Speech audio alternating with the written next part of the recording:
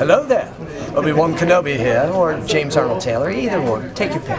And this is the Cantina Club. This is the show you're looking for. Don't move along. Stay here. Good stuff. Goodbye then. We all know round here, Solo always does shots first. Singing Yup No, raise your glass, and sing Yup No. Hey everybody, we're back this week to discuss episode 3 of Mandalorian season 3. And let's go ahead and just jump right into our initial thoughts and see what we felt about this particular episode. What'd you think, Greedo? Why don't you start us off this week? I thought it was great. It's one of my favorite episodes I've seen. It was really good. Excellent. And we'll go into detail more, but I don't. Sure. I loved it. Me too. It was really unusual as part of the reason that I liked it. And we can talk about that one later. I mean, it had some great classic Star Wars stuff, dog fights and stuff like that, but it went kind of in the direction of the Andor series too for most of the episode. And I thought that was really neat. That's a good observation. I was going to say the same thing, but I love the episode as well. It was probably my favorite episode since the season 2 finale. Just really enjoyed so many aspects of it that we'll of course take apart and get into it here shortly. So let's just jump into the way the episode started. We basically picked up directly from where we left off on episode 2, in the chamber of the waters at the mines of Mandalore. And I thought it was interesting. I kind of saw that coming, that Bo-Katan was going to be checking to see if Din actually saw the mythosaur or not.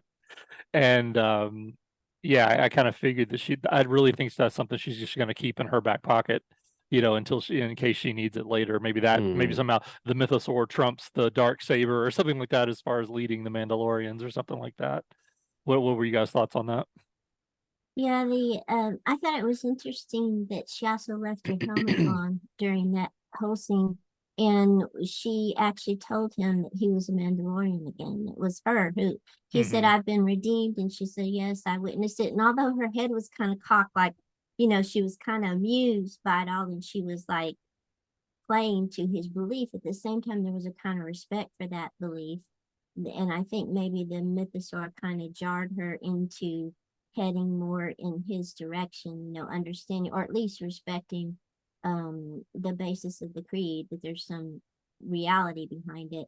And the fact that she left the helmet on, she told him that you are redeemed, you're a Mandalorian again. I witnessed it, and then she's going to bear witness to it later.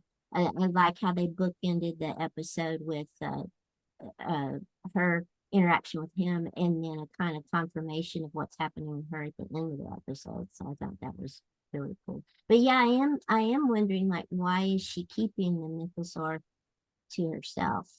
So that will be interesting when they'll go with them. I have a slightly different take on it.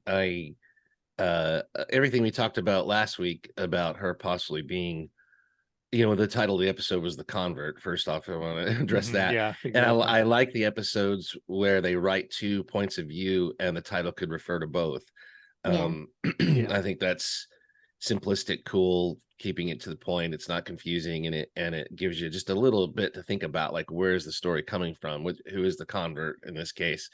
And by the you see it one way, and then by the end you see it a different way. But my thought was immediately that she's starting to calculate things, possibly, whereas last week I was more of the case that she was more sincere, and this was going to lead to more sincere things. This could go either way for me at this point. I feel like when she begins holding cards back, and then I think the choice to leave her helmet on was a calculation. And whether it came from kind of like her subconsciously wanting to see if she could be accepted and how she would feel about it, or whether it was conscious. And I lean to right now it being conscious decision and a calculated decision. Same. Like, she even let them address it and act like she was surprised to be accepted. So she was smart enough to not even push it. But I think she wanted to be accepted, whether that's a sincere acceptance or she's there to manipulate something ultimately for herself remains to be seen. But I lean towards there's possibly both going on still. And I think she's seeing some angles that she didn't see before from all That's this. an So interesting interpretation. I yeah. hadn't thought of that. I was so taken with the change that seemed to be Uh-huh. occurring in her in last week's episode. Well, that she's I- back on more solid ground now when they get in the air and they do the dogfight. And he says, I'm taking you to a covert. This is how we survived. And she goes, I'm familiar. Hmm. Yeah. She's back in charge, kind of, whether he realizes it or not. Yeah. And she knows what she's walking into, and she's leaving it. She already, she didn't have her helmet off. She already had it on, so he didn't have to tell her, but he did. So he's a couple steps behind, I think, and not thinking about that angle. And I think she was already thinking ahead of it. So we'll see. Yeah. Yeah, no, I absolutely agree. So yeah, the dogfight was pretty amazing, a pretty amazing action sequence, especially because we It got was beautiful. the TIE Yeah. interceptors. It was just really well done. We We got to have see the all of the coastline, and I was thinking, Mhm. like, I wonder how they shot this, and is how much of this is CGI recreations of a coastline? How much did they send a drone or something out right, to a fly drone up to around get somewhere? aerial shots. Yeah, Yeah, to get 360-degree views and stuff, sure. because that had to cost money, although we take it for granted. And they spent this is another time where I always bring up pacing on the show, and I thought the pacing in the dogfight was great because Yeah. it allowed you to feel all the different stages of the dogfight, and get a nice tour of incredible visuals at the same time. And you're learning a little bit about how these different ships work and stuff, and which could all come into the combat dynamics. And it also gives something to the fans who love all the machines and love all the, the firefighters and stuff, something to kind of get to dig into a little bit. And but the pacing, this whole episode was a great length. The last one I felt like had repetitious parts, even though it was a Sure. longer episode, and I'd rather it repeat a little and give me some more time. But this was longer, but never felt like it was repeating. Everything felt necessary. Mhm. And the dogfight, even though it dragged on a little bit, not dragged though, but it was, you were invested, and it was well It paced. was it was a 10-minute opening, and it was so cool. It was great was getting some action, and the yeah. fact that they established right off the bat the stakes are a little higher. Like, we don't know where they're coming from. There's a mystery here again. They've got unknown numbers of forces, and the TIE interceptors they're notching it up from the TIE fighters, saying, we know you've seen our characters handle TIEs before. Now we're just telling you TIE interceptors are going to be a little tougher. It So was, it's that yeah. video game mentality, but it also gives you at least a little bit of stakes, and leaving Grogu in with Bo-Katan made you invested in both parties, whether you were a Bo-Katan fan or not. Everybody is always concerned about Grogu. So Grogu Sure. being on her ship made you, root for her ship harder. Like, oh gosh, she can't, crash because All right, 'cause Grogu might get then hurt. Grogu will go down. Yeah. So I that was a gotta- smart move as well. I gotta say something else about the TIE attack. My favorite part was the transfer. I loved how Bo-Katan and Mando just worked just totally in sync once they got into the dogfight. And when he says, I will do a transfer and I'll give you backup, like, what the hell are you talking about? You're gonna go and get on another ship in the middle of a dogfight, and then just you know got a exactly jetpack. what they're doing. He took out a TIE fighter with just his jetpack the first time he used it. Remember? So amazing. That's too. true. It looked incredible. It was an incredible action scene. And it just made me think that it was the kind of badassery that Mandalorians were accustomed to engaging in right in the middle of a battle, in the heat of battle, and not even think about it. Yeah, just and leap that out was of a the ship kind in the of- middle of a dogfight. Yep. Yeah, that was the And kind of you know thing who that else we would had have done dreamed that? of. You know That who was else the would have kind done of thing that? we had dreamed of since Yeah, we had exactly. seen Boba Fett wearing the jetpack. We had dreamed of that kind of stuff going on. And I Seeing mean, we've him seen the being embroiled in those Mandalorians. kind of battles. Yeah, we'd seen them flying around and stuff in battle before, but to see it used that way was Mhm. new and inventive, and was just really The other good type of action. characters that do that are Jedi. Yeah. So you have to remember the Mandalorian are a technological imitation of Jedi powers. Like when Bo-Katan got the dark saber across the floor, a Jedi would have used the Force to pull it to himself. She used a grappling cable. So they are bringing up Star Wars, kind of pop lore that's with the fans, like Anakin saying "I'll be right back" and jumping out of the speeder, and they're showing the Mandalorians doing it, but they compensate. They don't have the Force. They compensate using the technology, and that is a throwback to, from the way I understand it. I am no canon expert or anything, but the Mandalorians fought the Jedi, and they came up with ways. And I think it was referenced in Rebels as well, that they can use their devices to compensate for the fact they don't have the Force. So exactly. Yeah, and to your point, Greedo, earlier, about now that they've introduced TIE interceptors, we've seen how they handle TIEs, and Din even vocalizes that. I thought that was cool that he even said that. He even made that one quick offhand comment, like, "Man, I've handled TIEs before, but these things are a lot faster." He's gotten the promotion to Captain Yeah. Obvious for this Captain season. Obvious. There's Mandalore, the whole planet's turned to glass. And there's Concordia, the place I grew up. There's that planet, whatever it was, Bo-Katan's castle. You remember that from the last episode. Yeah, her summer castle got bombed. Those are TIE interceptors. They're much tougher than TIEs. Now back to the battle. But it's effective. It seldom has it been so obvious as Rick Oley. Oh no, that's by far the worst. Yeah. It's like he's using puppets to illustrate it for people in the audience. Using puppets. Nice. Well, let's go ahead and stick with this storyline. Obviously, the next thing we see after they've taken out the TIEs is we get TIE bombers, which is, I guess, their first real appearance. And trying to think of what the last live action appearance of a TIE bomber was. What's that? We're getting to see a lot of what they can do between the Mandalore and the fact that they were used in this episode. Right. It seems like the tiny little bombs they were dropping on the asteroid field in Empire were very minor compared to what they can actually do. Right. But yeah, the way they just kind of came out of nowhere and just blew her castle away, which is of course a perfect plot device for keeping her and Din together, because they were basically already saying that they were about to separate. He was already saying, "Get me back to my ship and I'll be out of your hair," and so obviously we had to have a reason for them to stick together for the story, and this is going to do it. What was going on there with the attack in the first place? She mentioned an Imperial warlord trying to get she had back stolen at an her? Imperial warlord ship. That's what she's flying. Yeah. Well, and you Okay. remember she stole a whole armada that has been stolen from her. Oh yeah, and they were okay. from Imperial remnants. So she's saying, I think there's more to the story again. I think wondered if maybe it had she to has do a with more of Baby a clue. Yoda. It could be Moff Gideon getting back at Yeah. anybody who was on the bridge of that when they captured him, and destroyed his dark troopers. Right. Because it seemed like overkill for, but also Yeah. maybe they didn't get the intelligence that her forces had deserted her, so they were coming, with everything they had to. I think the implication though is there's another mystery, there's an unknown enemy, and they have more forces than even she expected, and then of course everybody's gonna suffer and pay a price as the story goes forward, and she loses her castle.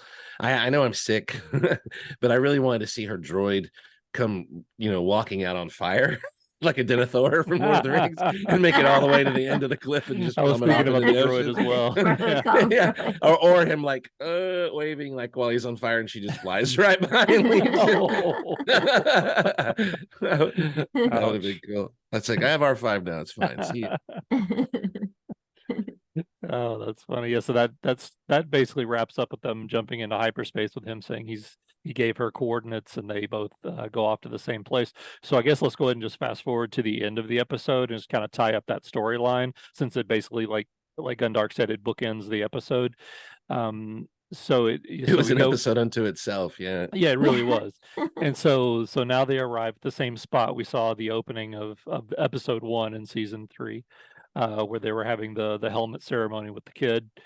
We've got the armor, we've got Paz Vizsla and all that, who's clearly not happy to see Mando and I know and how we Bo-Katan read into these masks. It's so funny with the body. They do a great job with their body language. Well, when everyone actors, around you is going, yeah, and you're just like it's easy. It's like one of these isn't happy, one of these is emoting happy, one is emoting just passive.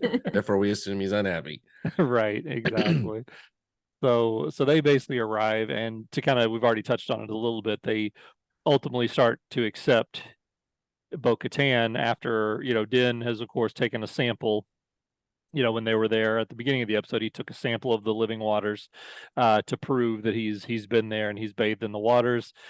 The armor tests that, and it turns out positive that yeah, this is true. You know, he has done this. So then, you know, they obviously learn the knowledge that Bo-Katan has also been in the waters because she claims that she's the one that went in and got him out. They vouch for each other, and you know, she immediately accepts her into the clan as well. And kind of like what Gundark was saying, you know, Bo-Katan just kind of stays silent on the whole issue. You know, just kind of playing it for whatever we're going to see her use it for later. Which is kind of interesting. But yeah, I think it's going to be interesting how that plays out. But yeah, so other thoughts on how all that's gonna go? Where do we think that's The, gonna lead? the armor said something interesting to me. I don't know if it carries any significance. When she welcomed Bo-Katan, she asked her, you know, you haven't taken your helmet off since you bathed in the waters. Well, then you are welcome. You're no longer in apostate. You can stay, you can leave at any time you want, Right. I think is and But until then, that- you're one of us. That was odd. Yeah, that was an odd Yeah. choice. So like that was giving her a lot more leeway and grace than the armor seems to give Yeah. everyone else. Yeah, I But then agree. again, you know, everyone knows the rules. Anyone can leave at any time. They don't try to That's kill what I'm saying. you. That applies to Yeah. everyone. They just They throw don't you- they kill just you throw if you you try, out. yeah, if you take your helmet off. But Yeah. it almost sounded like she said you could stay as long as you want. It's almost like you can come back, you know, Mhm. whereas no one else can come back if they break the rules. So yeah. I don't know. You know, she wasn't super clear, and you'd think they'd take a new member and go, okay, this is the way. Yeah. Number Yeah. one, way number two, way number three. They only have like three things, you know.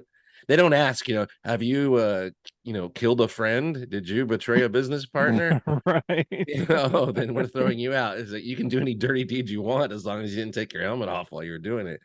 Yeah. But Well, I thought it was interesting too that we didn't really touch on this on the first part of the storyline at the beginning of the episode, when they're all on the ship together before the dogfight started, and even Bo-Katan says this is the way.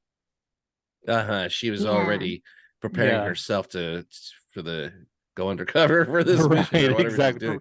Prepping her undercover guys. Yeah. There's a couple things I want to say real quick while I'm thinking of it. One Mhm. is there's a couple of things that seem to be established to me, and it may have just been use of the extras to illustrate the story in the moment, but I think they were interesting. The Mandalorians, the new ones, Mhm. seem very easily influenced. Yeah. Because when they showed up on the beach and Paz Vizsla is like, you're a liar, you have a prostate or whatever. and they're but then he says, no, living waters. They all go, oh, and start looking at each other. So these people are superstitious, okay? And when you Yeah. say living waters or Beskar mines or mythosaur to them, they're going to be shaken, okay? They Yeah. have faith, but they don't know exactly where to put that faith. Who's got the Mhm. bigger faith stick?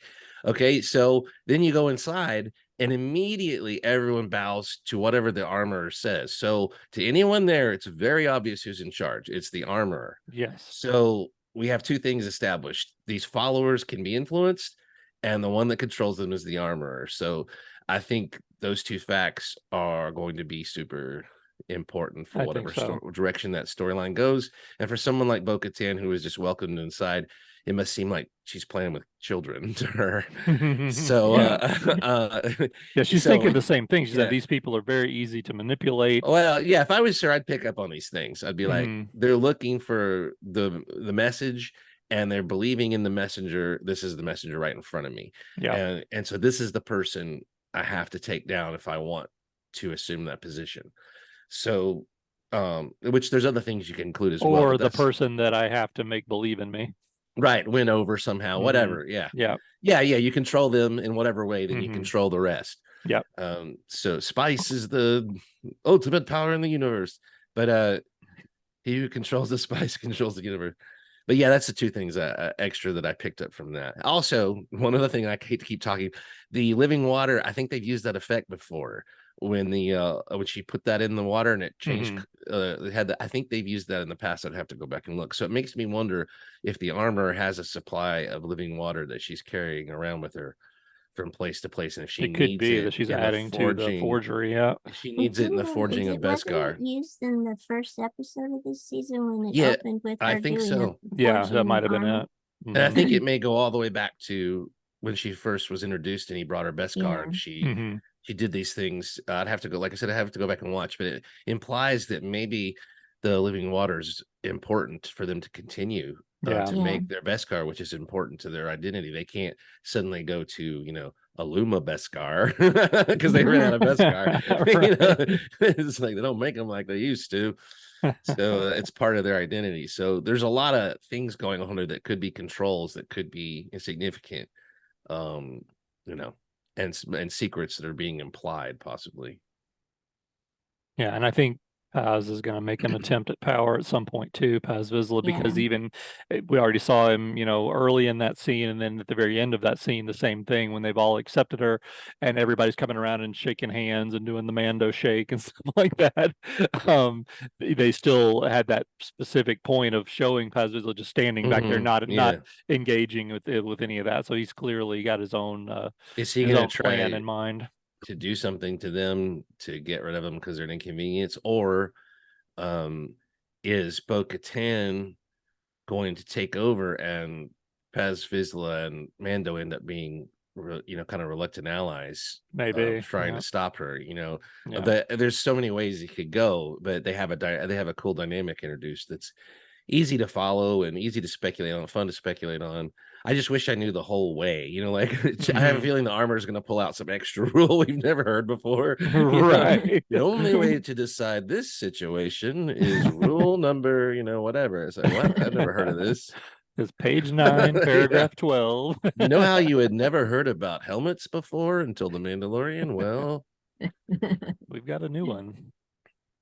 But yeah, that's so great. Let's jump that into was a the great other episode within the episode. It was terrific. Yeah, absolutely. It was a great bookend to the episode. So let's get into the meat of the main storyline of the episode, where we get back now to Dr. Pershing, who we last saw, I believe, at some point in season 2. We saw some flashbacks to him in season 2, but he was primarily in season 1, and he's now gone. He helped them take over Gideon's cruiser. Yeah. Oh, that's true. Yeah, you're right. 2. Thank you. Yeah, that's where it was. And that's where he got the ear wound, was from Cara Dune. Shot the guy in the face right over his shoulder. Right. And her laser kind of took off part of his ear. Exactly. I forgot about that. Yeah. Okay. Yeah. So we basically get him.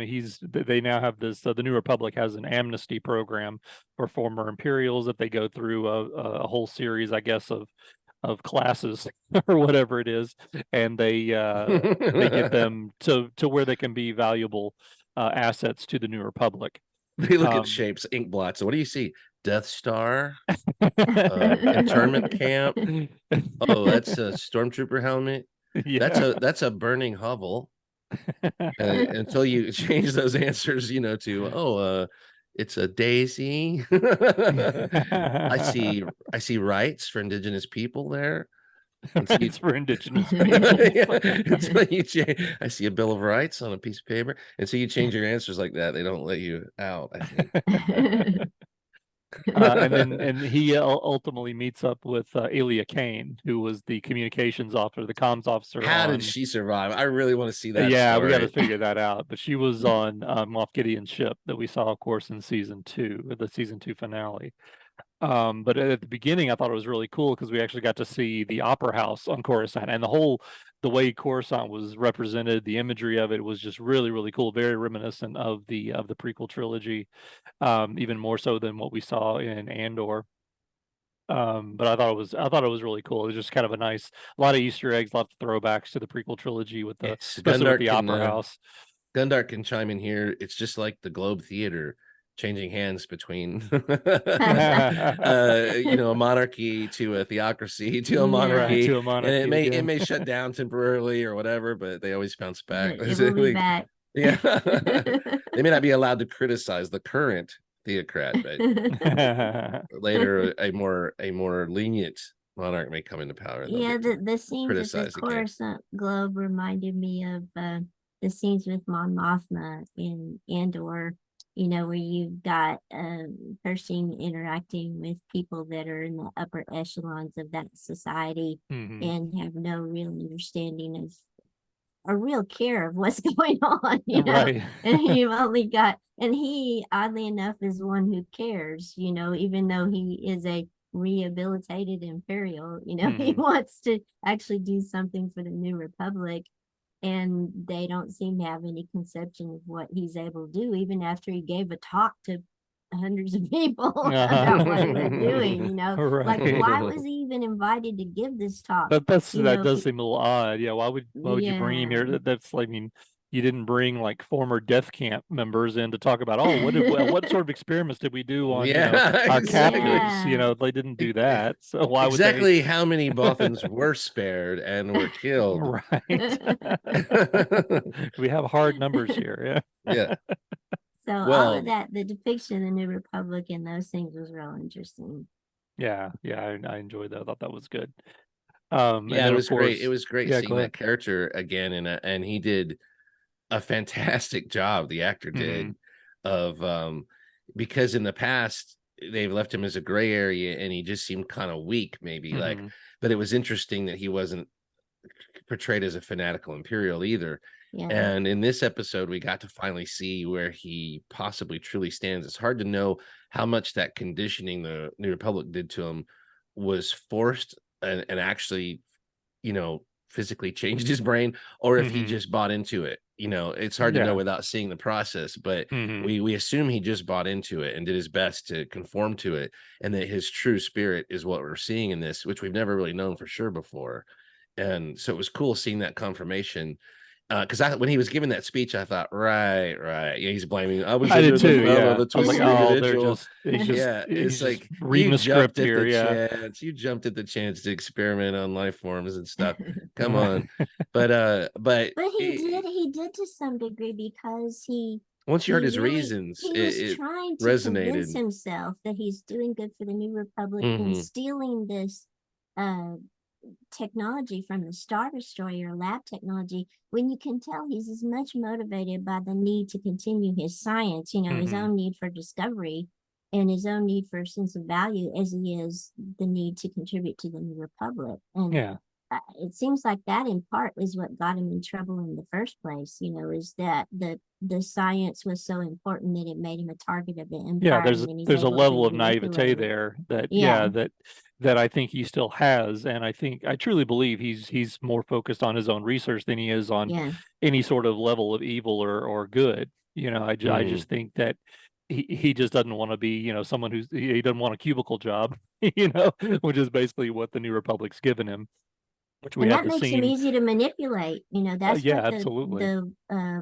what was the name of the character? Kane, or Kane, Julie yeah, Kane? Captain Kane, yeah. Yeah, she obviously recognized that. Hmm. And before we talk more about what she's doing, there was something else I wanted to say about his rehabilitation.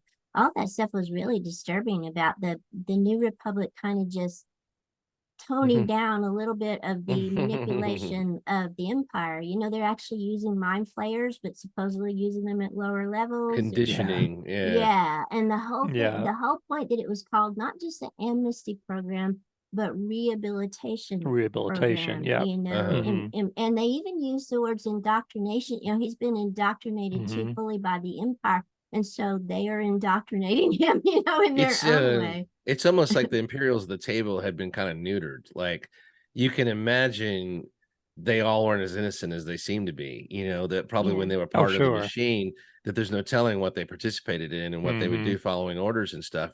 And now they seem to be like, their only lifeline is to go, oh, well, that was a bad dream that's over, and we were all part of something bigger than us that made us bad. But they, when they're saying long live the Republic, that felt like part of the conditioning to me. Yeah.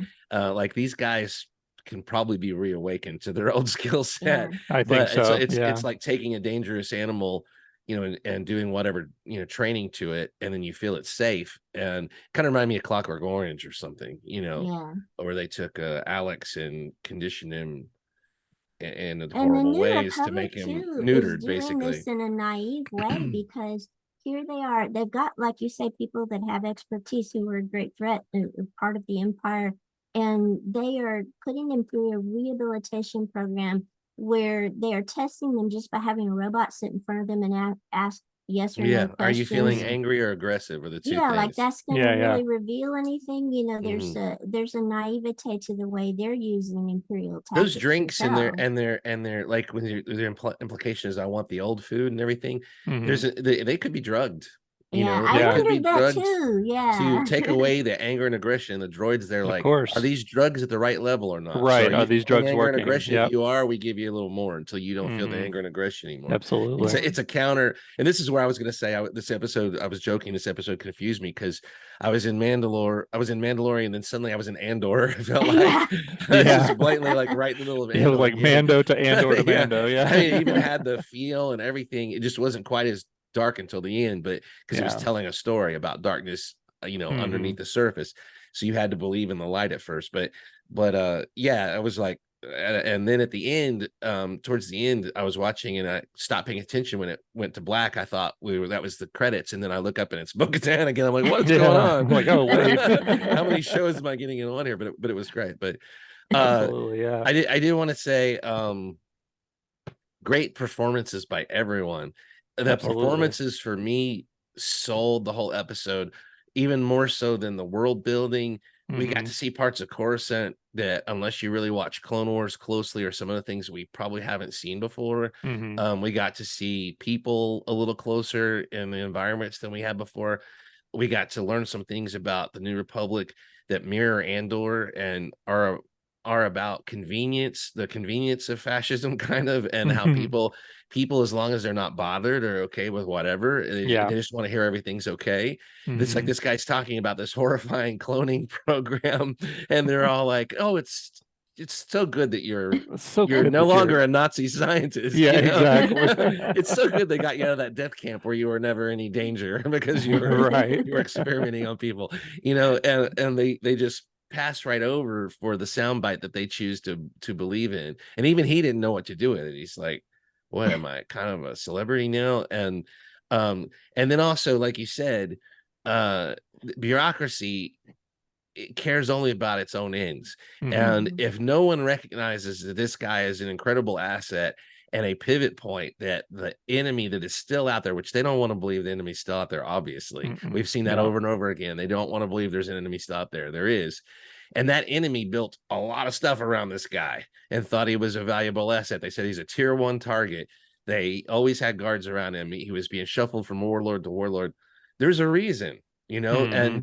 and he's still a valuable target, and they just put him right in with their everybody's Yeah. okay The population and general population. put Yeah. him in a desk job where, a couple of dark troopers could swoop in there, shoot that whole place up, and take him out, and take him with Mhm. them.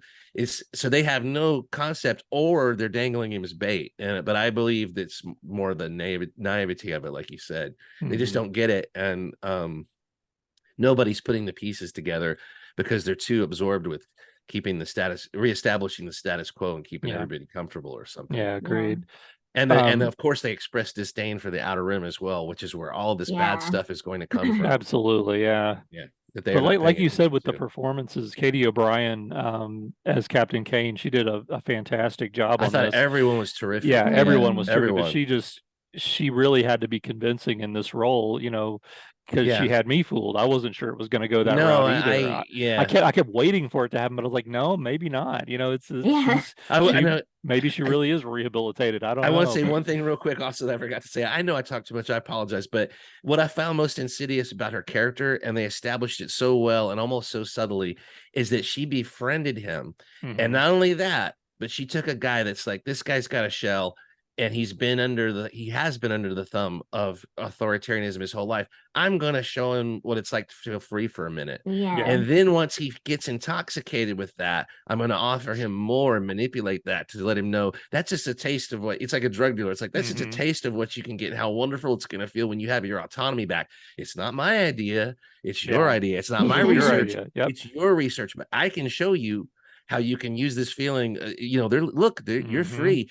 But he didn't pay attention to the fact that when he almost touched that rock, there was a droid right there. Yeah. Yeah. He's not free, whether he feels like he is or not, but he's never felt that much freedom before to even come close to touching freedom. So when he's close to touching freedom, to him, he's fooled, and he's like, Mhm. I can get more of this, and it was too fast, too much. She was using him, and that's what's so insidious. She's a good villain. I'm so happy we got a good villain. Yeah. I'm so freaking Yeah, happy. she did a phenomenal job. I loved the whole scene where they're on the Star Destroyer in the junkyard getting the parts, and she again, played it up so well.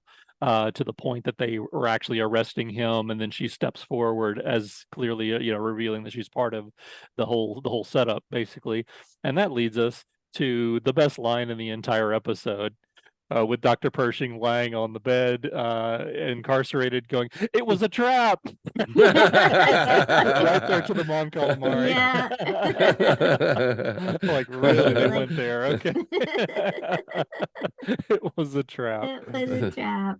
That was You won't perfect. last long against this mind flayer. I love that line. That was perfect. But yeah, I thought that whole storyline was really well done, really well shot.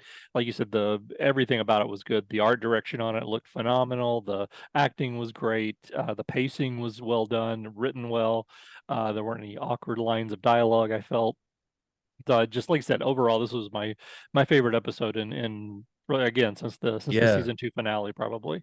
Well, one of So my big observations for me from it was that at no point in the episode of either stories did I not care about the characters. right. Because Pershing has been an interesting background character, but not someone I cared one way or the other about. And the deck officer, she had a cool look. She delivered the part really well. On Gideon's cruiser, we wanted to know more about Gideon, but we weren't given that. So I assumed she was slaughtered with everyone else. I did too, Um, yeah. But as soon as they come back in this episode, within about 30 seconds after he's given that speech, which you're kind of like, what's going on here? Then as soon as you're introduced to them all, they do such a good job with it that I was on board. Like I wanted to see 2 more hours of that story, Yeah, Yeah. absolutely. and I cared about every character in there, all of them, all the guys getting rehabbed and everything. I wanted to know all their stories. And when they're talking about travel biscuits, I found it interesting. Yeah, I did too, yeah. because of the characters, because of the Right. characters and their living quarters and Mhm. the way things were already at work manipulating them. Like, what do you miss? And it shows up at his door. All this stuff was, and I know again I'm talking too much and I want Gundark to talk, but I wanted to bring up to the soundtrack because they brought in the opera soundtrack when the stuff showed up at his door. And this Oh, is I when didn't this notice episode, that. Yeah. this is to me when the episode took a dark twist, because even the Mhm. case is black. Like, do you want to open this case? And it looked like an old Imperial case. If you open this case, you're in the, Mephistopheles deal here, but before you know it or not. And of course he took it inside because he's again naive. He doesn't have the defenses up.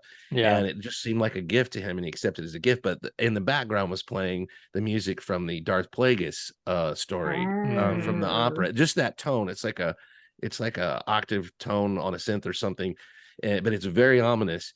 And then later when they're walking around and or it might have been before, but whenever they were exploring the city and she's teaching him about freedom, the bands went into the Cloud City music of them marching through Cloud City in a different tempo and with different instruments and stuff.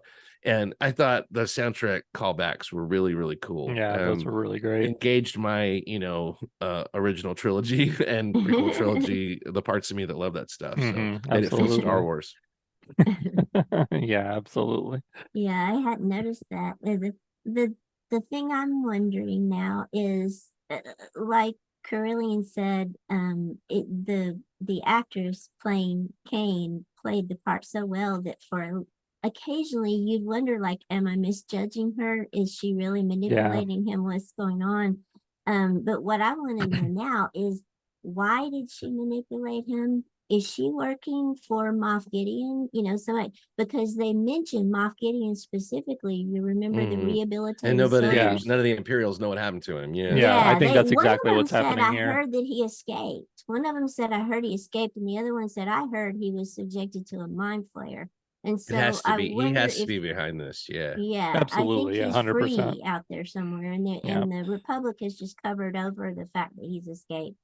And Like she he must be said, working for them. he said it's best for you to assume I know everything. And Right. Yeah.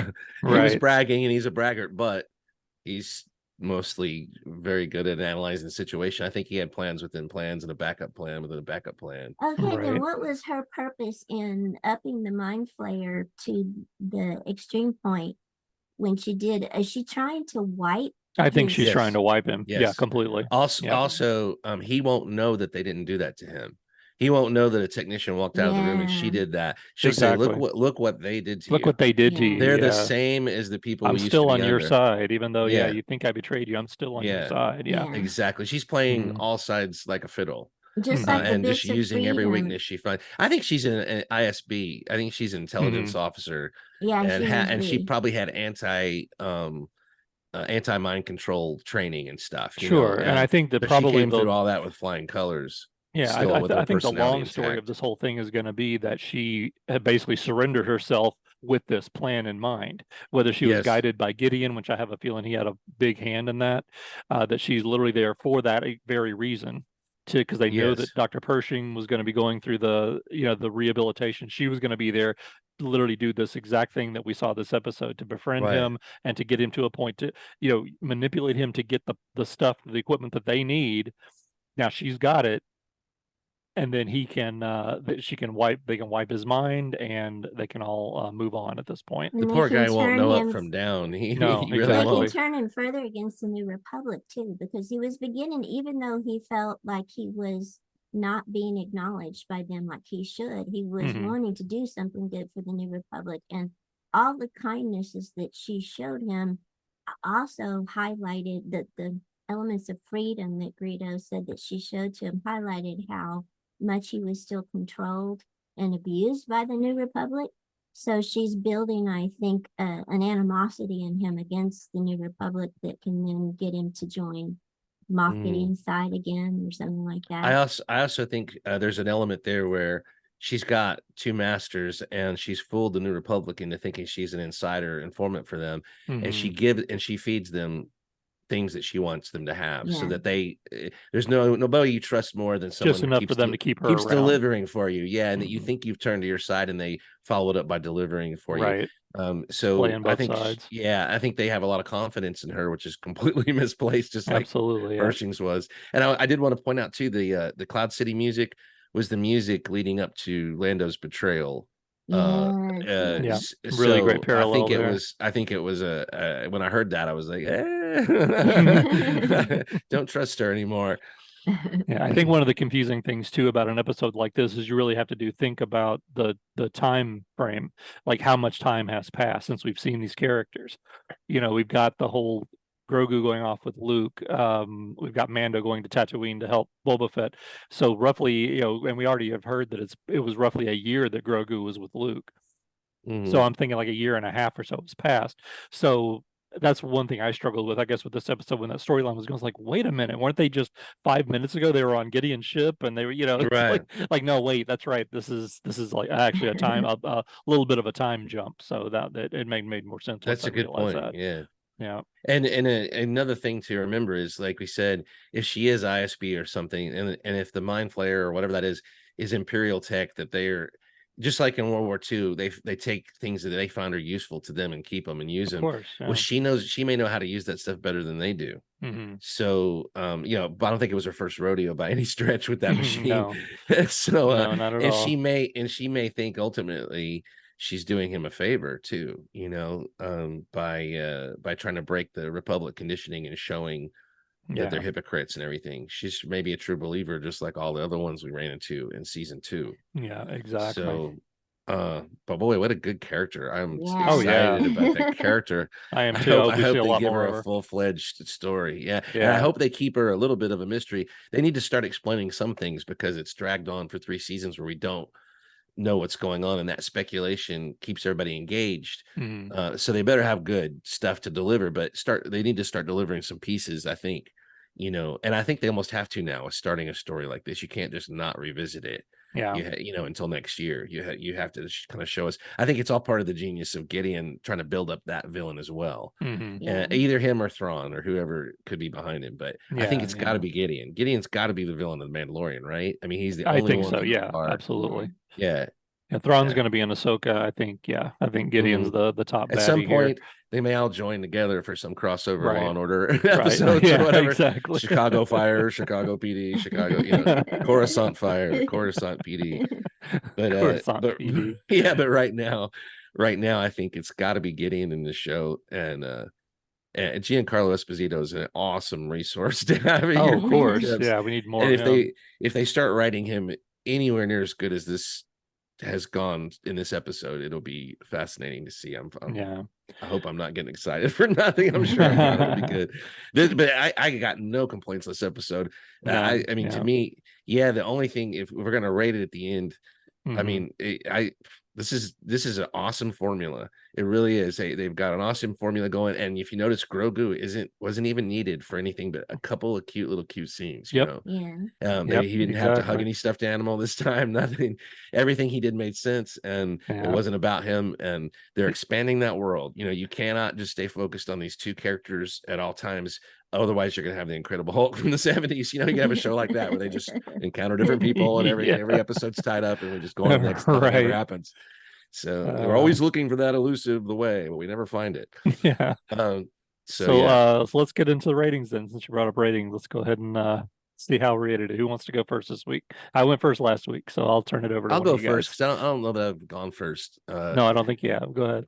I'm gonna give it an 8.5 to a 9. I'm gonna say 8.5 right now, just because there's nothing. This is a 10, really, but I'm gonna give it an 8.5 because I don't hand out 10s, and because we don't know what else is coming. So right, this is a continual story, and continual stories are reliant on all parts of it, as we saw with Game of Thrones, as we saw with Lost, as we've seen over and over again. So, but as an individual episode, I don't demand anything more than this from the show. If they can deliver this all the time, I'll watch till the end of time until I'm dead, whatever, you know. I'll be watching from beyond the grave because it's just freaking a great formula. I love the characters, I love where it's going, and I expected filler, and they've defied my expectations in an awesome way. So I'm gonna say an 8.5 or 9 for this one.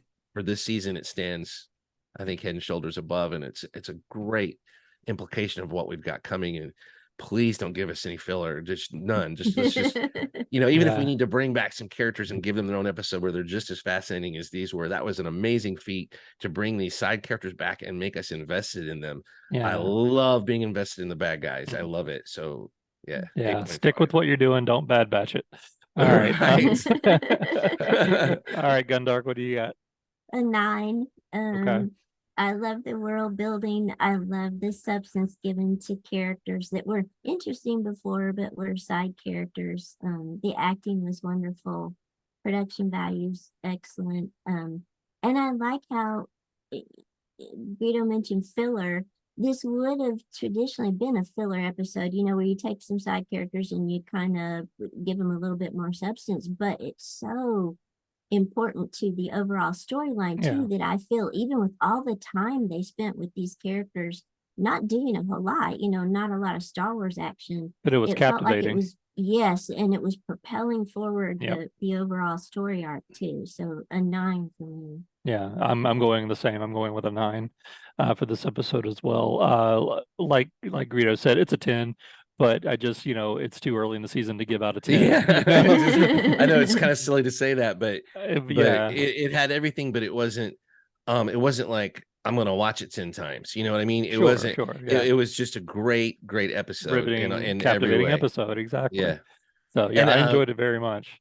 One thing I'll say is this formula of I like the idea of cutting away in Star Wars and cutting out the unimportant parts.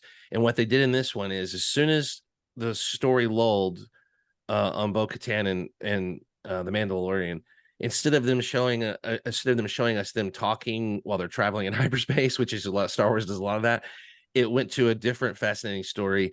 And that story covered the time in our heads to where it felt okay for them to be showing up at the next story point with the other story. So instead of dragging their heels and every time you cut away from one story, give us something compelling in there, not just filler. You know, both stories were this episode. Both stories were advanced. The Imperial story came out of nowhere and was advanced, and the Mandalorian story was advanced in both places.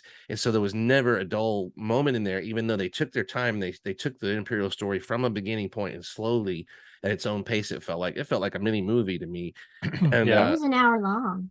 Yeah, it was like Just the 54, Imperial part, 55 though. I'm minute saying episode, felt yeah. like its Yeah. own. It felt like its own like mini movie where Sure. there was so much I new felt the going on exact that I same didn't thing. I felt like expect. I was watching a movie at that point. How easy would it have been for them again to show purchasing another shuttle or something, or he's on a train and they grab him just like they did at Mhm. the end of season 2. Instead, they gave us this whole fascinating, slower burn that actually really worked, and the pacing was terrific. And they exploited their resources. They put these good actors in there. They gave them good lines. Gave them a great background. They did world building at the same time. You know, Yeah. great. They I did. don't know what to say. Yeah, no, it was Very really good. I just hope they satisfying. keep Very it up satisfying. and keep heading down the same path for the rest of the season. So, well, that's it for this week, episode 3 of season 3 of Mandalorian. We'll see you next week. My ship is under fire. Leave us some comments. Let us know what you thought. Like, subscribe. You know the drill. So we'll see you Something next week. actually- Yeah, I really enjoyed that though. That was a wonderful episode.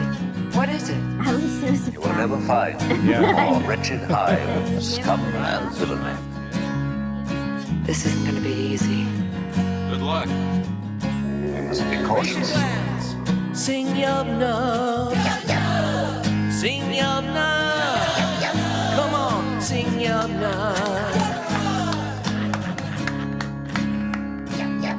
Singing your love. Your love. Singing your love. At the Cantina Club.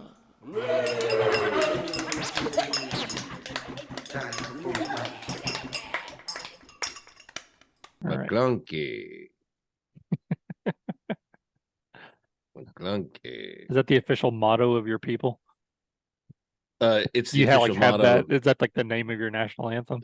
It's the official motto of your people. You now you die or whatever. Oh, Yeah. okay. And yet we don't die. We and just you do, quoted. so No, somehow it it's- doesn't really work out for you. all the Corellians I keep seeing in all the Star Wars stuff, but there's no Rhodians anywhere. They're all dead, right?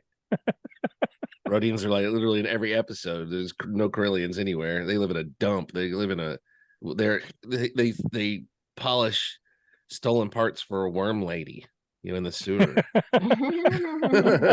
So And meanwhile, Rhodians get fleeced by the same Well, the by same Jawas. lady. Obi-Wan got fleeced by Jawas. What's your Yeah. point? All right. All right, everybody, we're back to discuss episode 4. Excuse me, I'm getting ahead of myself, and I'm going to start all over again. 1, 2, One, 3. 3 episodes.